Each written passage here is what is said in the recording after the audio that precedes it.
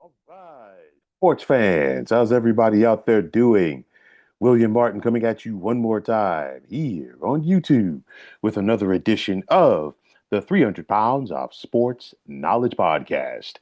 So, the track team era for the Miami Dolphins is officially over as this new regime in the front office in Miami is attempting to turn over a new leaf. Now, since John Eric Sullivan took over as the Dolphins general manager last month, he's released quarterback Tua Tagovailoa, edge rusher Bradley Chubb, and wide receiver Tyreek Hill, while Miami also traded starting safety Minka Fitzpatrick to the New York Jets. And of course, yesterday, the Dolphins kept the overhaul theme going as they traded wide receiver Jaylen Waddle to the Denver Broncos.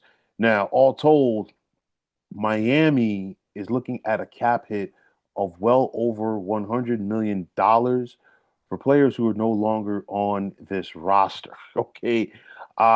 Destroy and rebuild for Sullivan and new Dolphins head coach Jeff Hafley, as right now they basically have carte blanche in order to try to shape this roster in their respective images. Now, the Dolphins spent big on their speed era as it was all about putting these skill players around Tua. But aside from a dent in the wallet of Dolphins team owner Stephen Ross, all that era produced were two trips to the playoffs as a wild card, where Miami was one and done each time. Now, Sullivan and Hafley came to Miami from the Green Bay Packers as they are now looking to put their spin on things for this franchise. Now, I've always felt like, hey, it's better to be a bad and expensive team than a costly one. And of course, yeah, Miami spent, but they weren't going anywhere with this team. They've got themselves a huge cap hit for this upcoming season. Make no mistake about it, as well as next year, due to Tua's contract.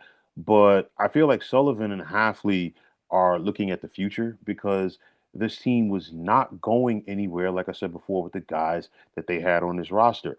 Now, in trading Waddle to Denver yesterday, the Dolphins are getting back the Broncos' first, third, and fourth round picks for next month's NFL draft. So you're looking at it for round one. Miami is now picking 11th and 30th.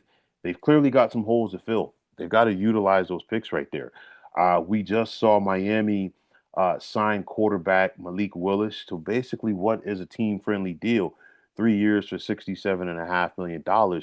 You're not committing a lot to the quarterback position in comparison to what some other teams are. But nonetheless, with Willis, will the former third round pick of the Tennessee Titans be the short term answer or the long term solution in Miami? We've got to wait and see. Now, nonetheless, with Malik Willis, he will be the 28th different starting quarterback that the Dolphins have trotted out there since Dan Marino retired at the conclusion of the 1999 NFL season. Like I always say, you can't have that much, uh, you know, changing of the guard, if you will, at the quarterback position in the National Football League and expect to be a successful franchise. And of course, with that said, the Dolphins have not been a successful franchise for quite some time now.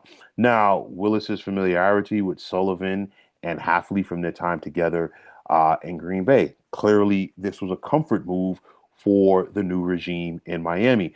But nonetheless, it is going to be important for the Dolphins to make the most of their additional draft capital that they have now in next month's draft, because I really feel that this draft needs to be the foundation for what Hafley and Sullivan want to accomplish there.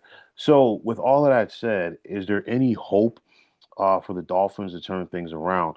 Uh, I'm not optimistic, but I'm not pessimistic either. I'm going to give Hafley and Sullivan the benefit of the doubt. More often than not, when you see a new GM and a new head coach come in, they want their guys on the roster, and clearly, the bulk of the guys that they inherited are not their guys. And of course, you're not going to cut and trade everybody. Don't get me wrong, but nonetheless, this is a lot of fat trimming right here, especially financially, going forward for this Dolphins franchise.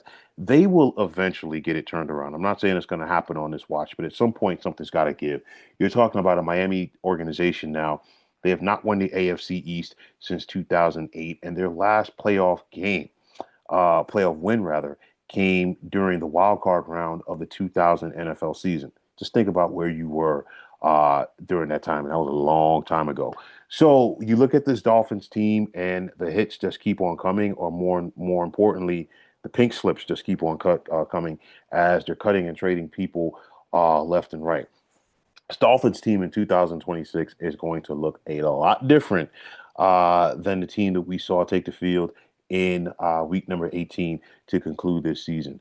More changes coming to Miami? I think so, but nonetheless, at this point, I think what the Dolphins have to do and what we all have to do is turn our attention to the NFL draft and see what Miami is able to do. And like I always say, this could be a potential make or break draft for the combo of Sullivan and Halfley. You want to start this thing off right. You've got to get your guys in there, and let's see if they can find those impact players to replace a lot of the talent that they're moving on from. But nonetheless, folks, that is going to wrap it up. And as always, I want to take this time out to thank each and every one of you for checking out this edition of the 300 Pounds of Sports Knowledge podcast here on YouTube. And as always, like I always say, if you like what you heard and saw, you know what to do. Just hit that like button as well as subscribing to the channel. And like I always say, it's greatly appreciated.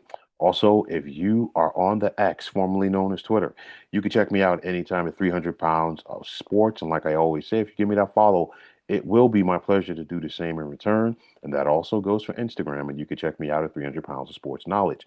Also, if you're on Facebook, be sure to check out the Sports Depot 365. And as far as I'm concerned, one of the better sports groups going on social media. But until next time, fine folks, my name is William Martin, and I'm signing off. And I'm saying thanks once again for checking out the 300 Pounds of Sports Knowledge podcast here on YouTube. Be well, everybody.